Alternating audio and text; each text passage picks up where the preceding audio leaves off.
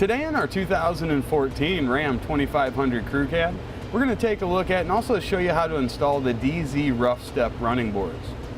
With custom installation kit, this aluminum running board is 7 inches wide and has a black powder coat finish. Part number is DeeZee 15321A-15336. Now here's what our steps are going to look like installed on our truck. Really nice clean look. I think these things look great. We've got a really rugged texture here, so we're not going to have to worry about slipping. I remember those old round tube steps used to kind of slip on them when you'd be getting in and out. And these are also aluminum construction, so that's going to be much better than the old steel style. We're not going to have to worry about that rusting and that corrosion. They used to kind of make them look bad, really.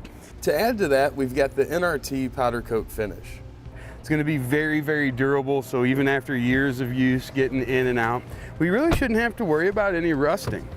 Now the industrial grading here not only is going to provide us excellent traction, but it allows for that water and dirt and stuff to fall down and out, so they're pretty easy to clean. A few rain showers come through, should knock most of that off down and through there. Now our steps are going to be 7 inches wide. That gives us superior area for getting in and out. As you can see, as we're getting in or getting out, they're not tucked so far up underneath our truck to where we have to really stick our feet down and in there. Offers us a really good area. Plenty of width as we're getting out there. As you can see, they're really nice and sturdy.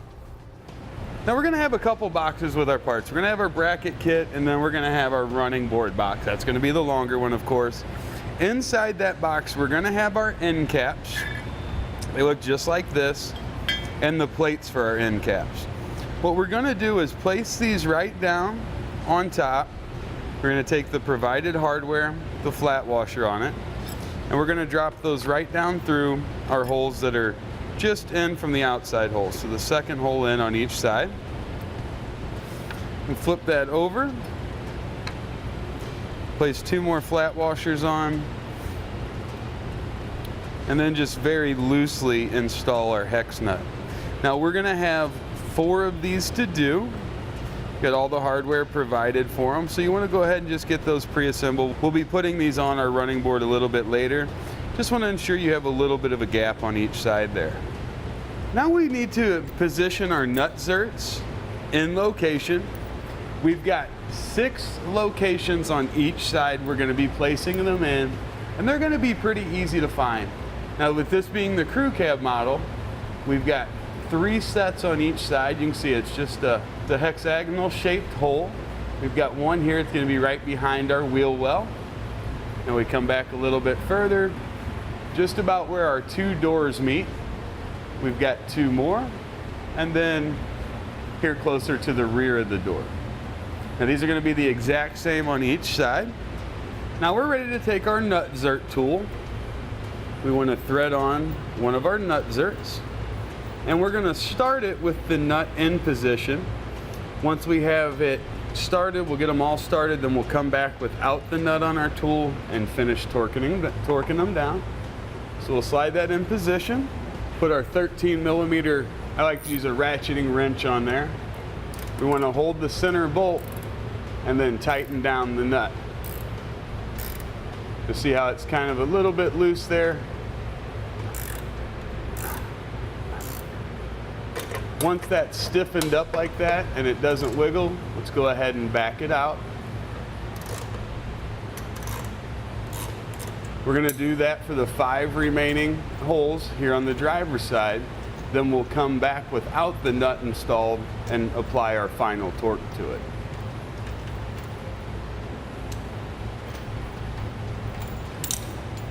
Now that we've got all of our nut zerts started, what we're going to do is remove that nut. You can see we've gotten rid of the nut. We're going to thread it all the way in, and then we're going to finish tightening it down. Now as you tighten, it's going to be fairly easy to do until it's fully seated. Whenever it becomes fully seated, right there you'll feel a nice firming up period, and that's going to be all we need to do. Let's get that out. We'll do it for the 5 remaining on this side. Then we can head over to our passenger side and we'll repeat the same process that we've done over here to get all of our attachment points in place. Now we're ready to grab our braces. we're going to use the B braces for our driver's side, the C braces for our passenger side. Basically, we want the flat spot where our step's going to kind of come down and rest on to be facing forward. Then we can take 2 of our 8mm nuts and we're going to thread those right into our nut zerts that we've installed. Now we're going to leave these a little bit loose. That way we'll have a little bit of wiggle room there. And we'll do that for the 2 other locations on this side, then head to the passenger side and do the same thing there. Now we can grab our support bracket. That's going to fit right up on the 2 holes that are drilled in the pinch weld down here on the bottom. We've got a carriage bolt that's going to come through from the outside. And we've got to place on a flat washer and also a nut. And again, loosely installed here, so we've got a little bit of wiggle room. Do 1 in each of our hole locations. And we'll want to be sure that, you see how that's going to fit together right there, that our bracket comes over and then hooks towards the inside of the car, where we can get those aligned and attached a little bit later. Let's go through and get the other 5 of those installed. Now we'll attach the bracket to our support brace. We're going to use another one of our M8 bolts that has the flange on it and our provided flange nuts, and again, just loosely installed for now. Go around and do that for all 6 of our brackets. Now we just kind of center up our bracket there. We want to make sure that it's going to make full contact with our support brace, so we'll slide it up till we get good contact and then snug these bolts down.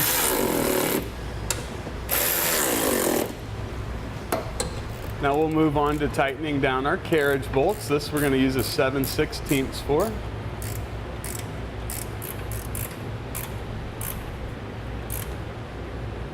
Then we'll be back using our 13mm, this time socket and wrench, to tighten down the bolts for our bracket, to tighten our bracket to our support. All right, let's go do it in our other 6 locations. Now we'll position the angled portion of our clamp right up on top of our support bracket. We want the contour of that, or that rounded corner, to match the corner that's on our support bracket. Now we can set our step right down on top of those. That'll kind of help hold them in position.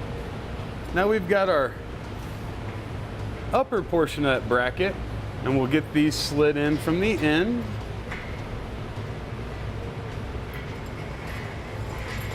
One's going to be going to the middle section here. Now, when we get them in place, these are actually going to drop right down through, kind of just like that. You can see we're using the inside-most hole, the middle hole, and then the hole just beside it. We're going to place on one of our flat washers and one of our hex nuts at each of our locations. It's good to do the middle first, that way you can use the opening at the back to get our back one in, and we'll use the opening at the front to get our front one in. Now we're just going to have these loosely installed for now. That's going to give us some room to make adjustments in and out and slightly back and forth. Now once we have this positioned, as we tighten up our bolts, that's going to squeeze that clamp together, holding our running boards in place. Now we're ready to get our step aligned with our vehicle. Now, you'll notice we've got a little bit of overhang here in the rear. That's about what we're looking for, but we do have the option to move these forward and back for our preferences. I've got the front edge lined up right with the bottom of the door at this point where the seam comes down. We could move this forward if we'd like. Our customer has actually requested that we try to get it back as far as possible. He wants to use this rear end as a step to help him get up into the truck bed. So we do what we're asked to do. What we're going to do is just slide these back just a little bit. Not so much that it ruins any of the integrity, but to give them just a little more room.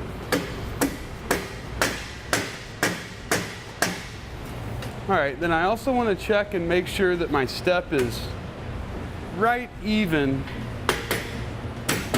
with the end of my bracket. Then we'll use our 7/16 inch wrench and socket and start snugging down our bolts.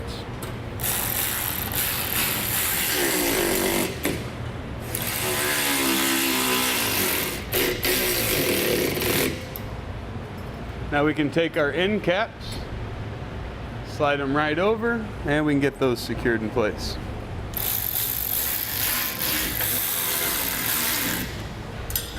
Now with everything tightened down, that's going to complete our installation of the DeeZee Rough Step running boards, part number DeeZee 15321A-15336 on our 2014 Ram 2500 crew cab. Click the link below to shop, learn more, or visit us at etrailer.com.